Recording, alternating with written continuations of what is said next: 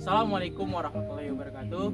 Kami mahasiswa Universitas Meliku Saleh, Prodi Agroekoteknologi, ingin menampilkan video review jurnal untuk memenuhi tugas kultur jaringan tanaman dengan dosen pengampu Ibu Dr. Nilai Hayati, SP MSI.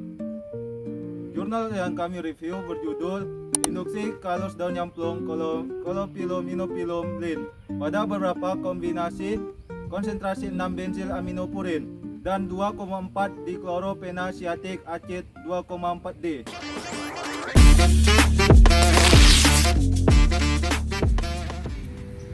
Tanaman nyamplung mempunyai sebaran yang cukup luas di Indonesia. Tanaman nyamplung adalah tanaman yang hidup di tanah berpasir di pesisir pantai dengan suhu yang panas. Nah, tanaman nyamplung sangat berguna bagi konservasi dan penghijauan. Juga batangnya yang berguna seperti bijinya berguna untuk pembuatan minyak nabati. Nah, melihat kondisi mangrove di Indonesia dari tahun ke tahun terus mengalami penurunan, dikhawatirkan budidaya ini akan mengalami kemusnahan. Maka penelitian ini dilakukan dengan cara tidak langsung mengambil dari tanamannya, melainkan akan dilakukan kultur jaringan in vitro. Baik, di sini ada cara-cara. Yang pertama sterilisasi. Sterilisasi itu terdiri dari alat, inokulasi, dan expand. Tahap expand ada dua. Yang pertama, daun dibilas di bawah air mengalir 2 kali, dan expand dimasukkan ke dalam laminar airflow dan direndam sebanyak larutan alkohol 70% selama 25 detik. B. Pembuatan stok ZPT dan media. Pembuatan stok ada dua, yaitu stok 2,4D 100 ppm dan stok BAP 100 ppm. Pembuatan media dimulai dengan pembuatan larutan stok, yaitu berupa mikronutrien, media WPM, vitamin, dan ZPT. ZPT ditambahkan sesuai dengan kombinasi dan taraf konsentrasi perlakuan. Pengaturan tingkat keasaman media dilakukan dengan penambahan HCl atau NaOH. Selanjutnya ada inokulasi expand. Expand yang digunakan bagian daun muda Colophilum Lin. Penanaman expand diambil dengan cara mengambil daunnya, kemudian disteril dengan pinset, lalu diletakkan pada cawan Petri. Kemudian expand dipotong di atas cawan Petri dengan ukuran 1 cm. Oke, next itu ada hasil yang pembahasan. Yang pertama kita masuk pada induksi kalus. Kalus merupakan proliferasi massa sel yang belum terdiferensiasi dan terdiri dari sel yang tidak teratur. Lalu apa itu pembentukan kalus? Yaitu menginduksi bagian dari tanaman dengan menambahkan zat pengatur tumbuh. Zat pengatur tumbuh yang sering digunakan itu ada 2,4D.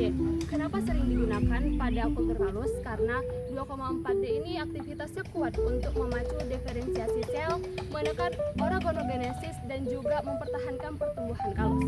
Lalu selanjutnya itu ada penambahan dari sitokinin dan auksin. Eksogen ini mempengaruhi endogen sel. Dan efektivitas zat pengatur tumbuh auksin dan sitokinin ini bergantung pada konsentrasi hormon endogen dalam jaringan tanaman. Biasanya hormon endogen sel ini berada di jaringan meristem. Selanjutnya, hari mulai munculnya kalus. Kalus pertama kali terbentuk pada sayatan explant yang kontak dengan media. Diawali dengan pembekakan pada explant, kemudian sayatan explant bergelombang atau swelling. Kalus yang dihasilkan melalui kultur secara in vitro terbentuk karena adanya perlukaan pada jaringan dan respon terhadap hormon atau ZPT. Selanjutnya, tekstur dan warna kalus.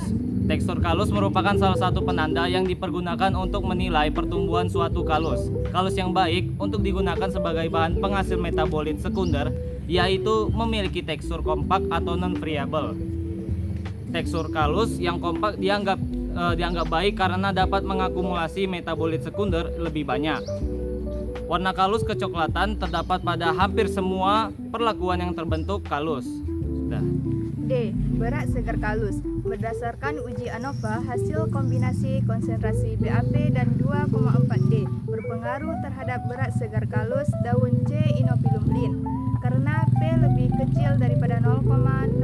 Selanjutnya, pada uji lanjutan menggunakan uji Turki, menerangkan bahwa perlakuan dengan kombinasi konsentrasi BAP 2 ppm ditambah 2,4D 0,5 ppm memberikan pengaruh yang berbeda nyata apabila dibandingkan dengan kombinasi konsentrasi lainnya. Kultur kalus C. Inopilumlin dengan penambahan ZPT 6 benzilaminopurin BPA 2 ppm merupakan hasil yang terbaik dalam menginduksi kalus. Penambahan 2,4D dilakukan karena 2,4D berperan mendorong proses morfogenesis kalus, induksi kalus, dan dapat mempengaruhi kestabilan genetik sel tanaman. Berat segar kalus yang paling banyak yaitu sebesar 197,8 mg. Berdasarkan hasil penelitian, dapat disimpulkan bahwa kombinasi konsentrasi 2,4D 0,5 ppm ditambah BAP 2 ppm merupakan kombinasi konsentrasi ZPT yang paling optimal untuk kandungan berat segar yaitu 197,8 mg dan untuk mulai muncul kalus yaitu 13 HSI. Oke, sekian video review jurnal kami. Lebih dan kurangnya kami mohon maaf.